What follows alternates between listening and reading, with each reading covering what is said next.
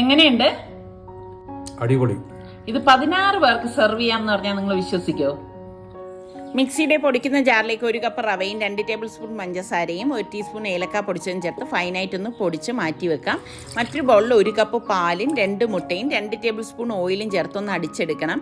ഇനി ഇതിലേക്ക് നമുക്ക് പൊടിച്ചു വെച്ചിരിക്കുന്നതും കൂടി തട്ടിയിട്ടിട്ട് ഒന്നും കൂടി ഒന്ന് കറക്കിയെടുക്കാം. എന്നിട്ട് നമുക്ക് ഇതൊരു ബൗളിലേക്ക് ഒഴിച്ചിട്ട് റെസ്റ്റ് ചെയ്യാൻ വേണ്ടി ഒരു 10 മിനിറ്റ് മാറ്റി വയ്ക്കാം കേട്ടോ.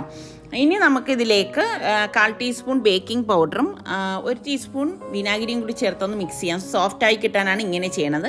ഉണ്ടാക്കേണ്ട കപ്പിൽ ബോയിൽ ബ്രഷ് ചെയ്ത ശേഷം ഓരോ തവി മാവ് ഇതുപോലെ കോരി ഒഴിച്ചിട്ട് നമ്മളിത് ബേക്ക് ചെയ്യല്ല കേട്ടോ ചെയ്യുന്നത്. മീതെ നമ്മൾ അണ്ടിപ്പരിപ്പ് കിസ്മിസ് വെച്ച് ഗാർണിഷ് ചെയ്യാം. ഇത് നമ്മൾ 30 മിനിറ്റ് ആവിയേറ്റി എടുക്കുകയാണ് ചെയ്യണത്. അപ്പോൾ ബേക്ക് ചെയ്യുന്ന ടേസ്റ്റ് നിങ്ങൾ ഇതിന് പ്രതീക്ഷിക്കരുത്. 30 മിനിറ്റിന് ശേഷം നമുക്ക് ഈസി ആയിട്ട് കപ്പിൽ നിന്ന് ഇളക്കിയെടുക്കാൻ പറ്റും. ഒരു പീസിനെ 4 ആയിട്ട് നമുക്ക് കട്ട് ചെയ്യാം. ഇഷ്ടപ്പെടുകയാണെങ്കിൽ ഇപ്പം തന്നെ ഒന്ന് ലൈക്ക് ചെയ്യണേ.